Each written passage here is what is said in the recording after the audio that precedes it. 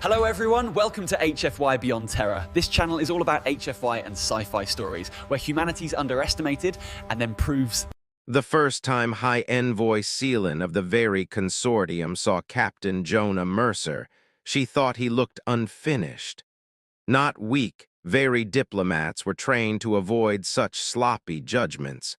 But incomplete, too little chitin, no dermal plating, no crest to flare and signal dominance.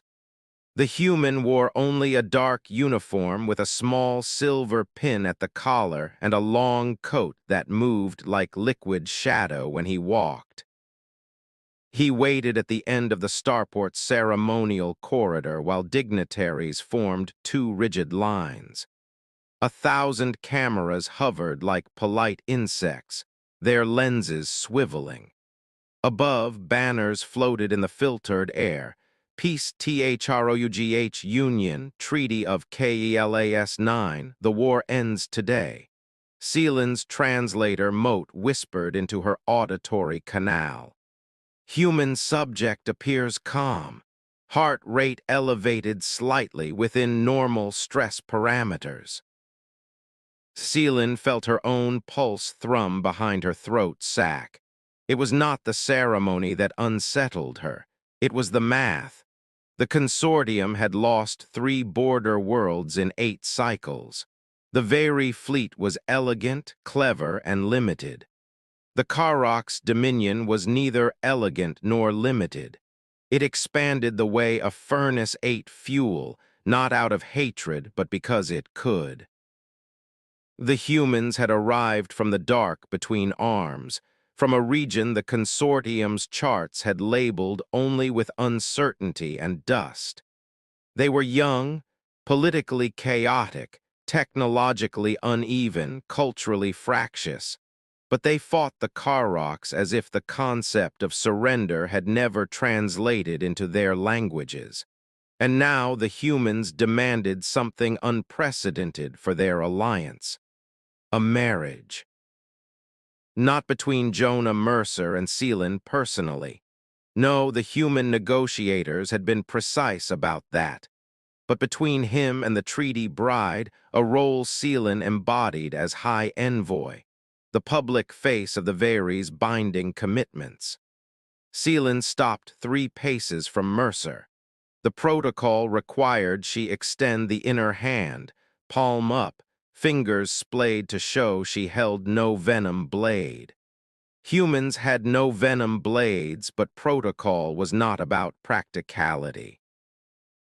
It was about symbols that made old brains feel safe. Mercer took her hand with gentle firmness. His skin was warm, absurdly so, and his grip seemed careless, yet somehow unyielding. He bowed his head not deep enough to be subservient, but enough to be respectful. Envoy Seelan, I'm honored. The translator Moat rendered honored as I acknowledge your standing and accept the weight of this moment. Close enough. Seelan studied his face. Scars, small and pale, stitched across one cheek and along the jawline. His eyes were the color of storm water, focused in a way that made her feel as if she were being measured. You understand, Seelan said softly, that this union is political. Yes, and that the cameras will sell it as romance. Yes, and that the Dominion will interpret it as provocation. Yes, Mercer said again, and the words sounded like a nail driven cleanly into a wall. That's the point. Seelan's throat sac tightened. Captain, I do not like baiting predators. Mercer's gaze did not waver. Then we should stop acting like prey. Before she could reply, the corridor's doors opened to the grand hall, and the ceremony's music began. A slow, resonant chord that made Seelan's crest hum. They walked together into the light. The public ritual was performed beneath a dome of living crystal that refracted the hall into rainbow slices. Very elders chanted the vows of union, ancient phrases about shared breath and shared burden. Human delegates spoke their own words, oddly simple, almost brutal in their honesty. "We are bound," said Ambassador Riya Patel, "to protect what we pledged to protect, by oath, by law, by choice." Then the marriage contract was displayed, a hololith of clauses and signatures floating above the dais. It wasn't romance, it was a weapon made of ink. Seelan's signature glowed in very script, curved and flowing like a river deciding where to go. Mercer's signature was human, sharp angles, compact, final. It looked like a closed fist. When the last syllable faded, the dome brightened. Applause rippled through the hall, polite and relieved. The cameras zoomed in to capture the moment when Mercer placed a band of alloyed silver around Seelan's inner wrist. A symbol, a shackle if one wished, a promise if one dared. Seelan forced her crest to relax and allowed herself to smile in the human style, lips pulling back, teeth visible. Humans seemed to find it comforting, as if showing your fangs meant you did not intend to use them. In private afterward, Seelan retreated to a side chamber with Mercer and a single security attendant from each delegation.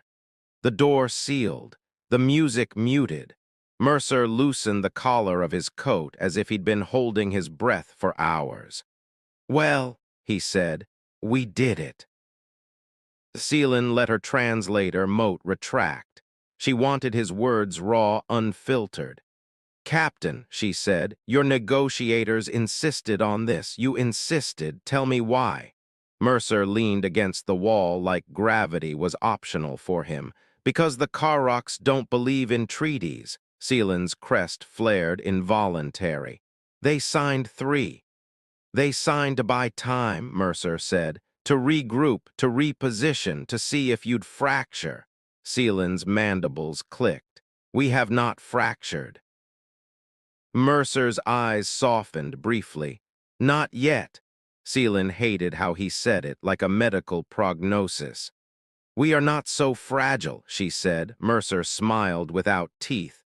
"No, you're smart, you're proud, you've survived longer than we have, but you're trying to win a war the way you win politics, carefully." He straightened, the casual posture vanishing. Under it was something coiled. "Humans," he continued, "win some wars carefully. But the wars that matter, the ones that decide whether your children have a sky, we win those by being unreasonable." Seelan's throat sac pulsed. "Unreasonable. We refuse to accept the terms of our extinction." Mercer tapped the silver band on her wrist, gentle as a heartbeat.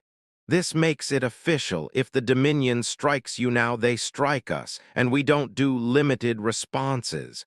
Seelan hesitated. "Captain, I have read your species history." "Then you know," Mercer said quietly. The chamber's air felt thinner. Seelan looked away first, because staring at a predator was a challenge in half the galaxy's cultures, and she did not yet know what humans considered it. "Captain Mercer," she said, choosing her words like stepping stones, "I have agreed to be your symbol, your treaty bride, but I will not be used as a fuse for an uncontrolled explosion." Mercer nodded once. "Fair, but understand this, the Karoks already lit the fuse. I'm just trying to make sure the blast goes outward." A moment of silence settled between them. Then Seelan's security attendant murmured into her ear, "Envoy, incoming urgent transmission, Dominion coded." Seelan's crest lifted. The attendant's eyes widened with fear. Mercer held out his hand. "Put it on speaker." The holoprojector in the chamber flared to life, and the Karok's war voice appeared. A towering figure wrapped in ceremonial armor, plates lacquered black, horns gilded. Its eyes were pits of embers. "Consortium Envoy Seelan," it rumbled. "By binding yourself to the humans, you have violated the Dominion's patience." Seelan's translator, Moat, worked fast, but the meaning needed no translation. You have until the next stellar dawn, the war voice continued, to present your human spouse's head. In exchange, we will spare Kella's 9. Mercer exhaled slowly, like someone settling into a familiar nightmare. Seelan forced her voice steady. You threaten a sovereign world during a peace ceremony. We do not threaten, the war voice said. We announce. The projection's gaze shifted to Mercer. Human, your kind bleeds easily. Mercer smiled, small and cold. Come find out. The war voice's horns dipped, laughter perhaps. Then the projection cut. The room remained silent except for Seelan's breathing. She realized her hands were shaking. Mercer's were not.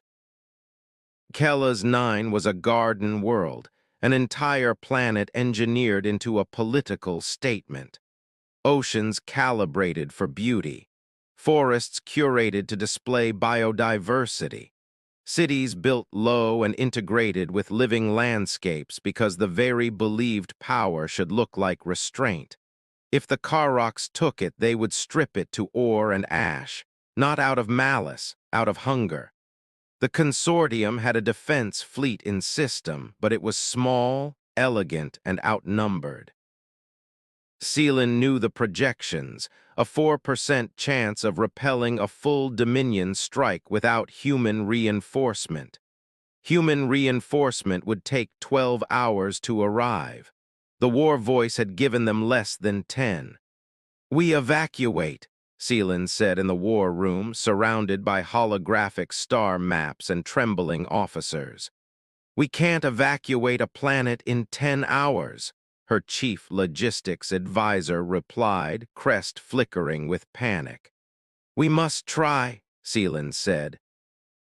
Mercer stood beside her, hands clasped behind his back, watching the map like it was a chessboard. You don't need to evacuate the planet, he said.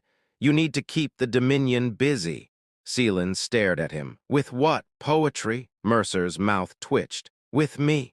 You are one human, and a handful of your best soldiers, Mercer said, plus whatever you can spare from orbital defense. Seelan's mind recoiled from the idea. Captain, you cannot be the front. Mercer turned to face her fully. The war room's lights reflected off his eyes. I'm not the front, he said. I'm the doorstop. A murmur ran through the very officers, confusion, disbelief, fear. Seelan heard herself say, that is not a strategy, that is a metaphor for dying. Mercer's voice softened. Envoy, Seelan, the Karoks think you're fragile because you fight like you're afraid to lose. They think humans bleed easily because we don't have armor like theirs. They don't understand what we are. Leaned closer, lowering his voice so only she could hear. We are the species that learned how to turn pain into a tool. Seelan swallowed. And what do you plan to do with that tool? Mercer glanced at the map. Pick a place they have to take, something symbolic, something they can't ignore, a bridge, a gate, a space elevator, a capital landing zone. Seelan's crest stiffened. You want to fight them in the capital. I want them to commit, Mercer said. Hard, so they can't pivot when the humans arrive. Seelan's throat sac fluttered with dread. Captain, if you die, the treaty.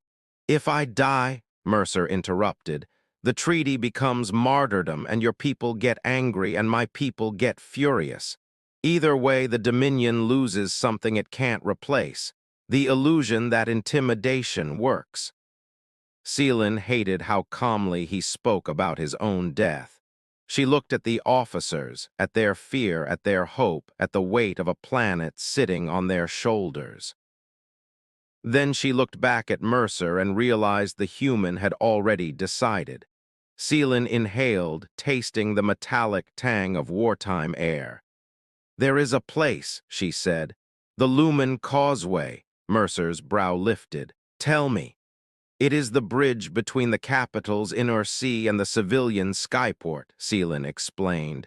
If it falls, evacuation routes collapse. If it holds, we can funnel people out. Mercer nodded. Then that's where we stand. Seelan's voice came out thin. Captain Mercer, my spouse. He met her gaze. Come back, she said, and hated herself for how much it sounded like prayer. Mercer's expression gentled. I'll do my best. He did not promise. The lumen causeway arched over water that glowed from bioluminescent algae. In peacetime, couples walked there to watch the city's lights ripple across the sea. In wartime, it became a line in the sand. Seelan arrived with Mercer and a detachment of very guards, their armor sleek and luminous, rifles humming with focused energy. Above them, drones traced defensive patterns. Orbital cannons shifted, their aim invisible but felt like pressure on the skin. Mercer wore different gear now. Matte black armor plates fitted to his human frame, a helmet clipped at his hip, and a weapon that looked absurdly simple, an old-style ballistic rifle with a thick barrel and a stock scarred by use. You brought a kinetic weapon? One very guard asked, incredulous. Mercer checked the magazine, movements efficient. Karok's armor is good at dispersing energy. It's less good at stopping something moving very fast that doesn't care about heat signatures. Seelan watched him with a strange, growing unease. Not fear of the enemy, fear of what humans chose to become when cornered. The first Karok's dropships cut through the clouds like falling knives. Their engines screamed, a sound that vibrated through the bones. The water below shivered. Seelan's comms filled with panicked chatter from the capital. Sirens, evacuation orders. Prayers in languages older than recorded time. Mercer lifted a hand. Quiet. His voice did not shout. It didn't need to. The very guards fell silent as if the word had wait. The first dropship slammed into the far end of the causeway, cracking stone, scattering debris. Its ramp dropped and Karok's warriors surged out, massive, plated, horned, carrying axes and plasma lances. They moved with terrifying confidence. They had never had to doubt. Seelan's crest flared. Hold formation. Energy rifles fired. Beams struck Karok's armor and splashed into harmless light. A few warriors staggered, slowed, but did not fall. The Karoks roared and charged. Mercer stepped forward. Just one step, but it changed the scene the way a thunderclap changes a quiet room. He raised his rifle and fired. The sound was not a hiss or a hum. It was a hard, percussive crack that echoed off the sea. A Karok's warrior at the front of the charge jerked backward. A hole appeared in its chest plating, small, neat, obscene. It fell like a tree, heavy and final. The Karok's charge faltered for half a heartbeat, then their war voice boomed over external speakers. Human! Mercer didn't answer. He fired again. Another warrior fell. Seelan watched, stunned, as Mercer moved, not with graceful, varied discipline, but with something else. He flowed from cover to cover, firing in rhythm, choosing targets not by who was closest, but by who mattered. The one carrying a comms banner, the one with the heavy weapon, the one trying to flank. He was not fighting like a soldier. He was fighting like a predator that had learned how to use tools. The very guards followed his lead instinctively, their energy rifles now aimed at joints, optics, exposed seams, and suddenly their shots began to matter. Karok's warriors stumbled, slowed, toppled. But the Dominion had numbers. More dropships screamed down. The causeway became chaos, smoke, shattered stone, bioluminescent water splashing luminous arcs, screams cut short by impacts. A Karok's warrior reached Mercer, swinging an axe the size of Seelan's torso. Mercer ducked under it, too fast for something so large, and drove a short blade into the warrior's knee joint. The Karoks howled. Mercer pivoted, slammed his rifle butt into its faceplate, and when the car rocks fell, Mercer stepped on its chest to pin it, then fired point blank into the seam beneath its jaw. Seelan's throat sack clenched so hard it hurt. This wasn't elegance. This wasn't honor. This was survival. A plasma lance struck Mercer's shoulder. His armor flared, partially melted. He staggered, smoke curling from him. Seelan's heart seized. Mercer didn't fall. He snarled, actually snarled, a sound Seelan had only heard from cornered beasts, and fired into the Lancer's torso. The Karoks collapsed. Mercer ripped a small cylinder from his belt and slammed it against his wounded shoulder. A hiss, a chemical bite. He inhaled sharply, eyes narrowing. The translator mote, foolishly still active, whispered, "Pain suppressant, adrenal stimulant." Seelan stared. Humans carried rage in containers. The Karoks surged again, emboldened by the sight of his injury. Mercer stepped forward into them. Seelan shouted, "Captain, fall back!" He didn't. He advanced as if the concept of retreat was a myth told to children. Each shot was a decision. Each movement was calculated violence. A Karok's warrior tackled him, claws scraping armor. They rolled across broken stone. Seelan fired, trying not to hit him. Her beam struck the Karok's back seam, and the warrior convulsed. Mercer used the moment to drive his blade upward. The Karok stopped moving. Mercer pushed the corpse off himself and rose, breathing hard, blood darkening the edge of his mouth.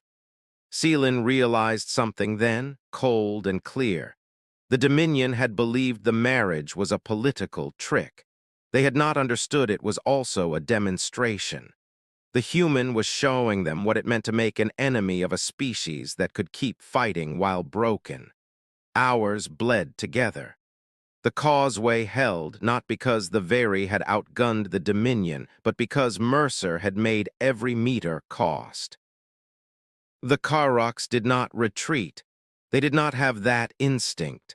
They poured onto the bridge in waves, and the bridge drank them. Seelan's rifle overheated twice. Her guards were wounded, some dead, their luminous armor cracked and dark. Mercer's left arm hung wrong, his shoulder joint damaged. He stabilized it with a strap and kept firing one-handed. A Karok's heavy trooper, massive even for its kind, finally broke through the very line and charged Mercer directly, swinging a hammer that crackled with energy. Seelan screamed, "Jonah!" Mercer turned, and for the first time since the fighting started, Seelan saw something in his expression besides focus. He looked tired. Then the hammer came down. Mercer sidestepped, barely, the blow shattering stone where he had been. The shockwave threw him against a broken pillar. The heavy trooper raised the hammer again. Mercer's rifle was empty. Seelan ran, crest flared, firing wildly. Her beams splashed off the heavy's plating. The heavy turned toward her. Seelan felt her blood turn to ice. Then Mercer stood slowly, painfully, and pulled a small device from his chest plate. He palmed it like a stone. The heavy trooper stepped toward Seelan, hammer lifting. Mercer spoke, voice raw. "Hey!"